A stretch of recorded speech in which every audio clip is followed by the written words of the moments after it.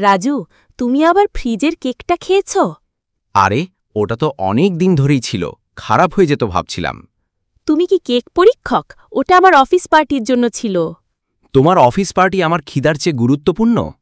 তুমি সব সময় এমন করো, কিছু বললে কানে তো জল ঢোকে না। জল নয়, কেক ঢুকছে, হা হা হা। তুমি হাসছ? আজ রাতের রান্না তুমি করো। কি? আমি আমি তো রাঁধতে পারি না। তাই তো বলি, খেতে পারো, বানাতে পারো না, শুধু খাবার সময় হাজির।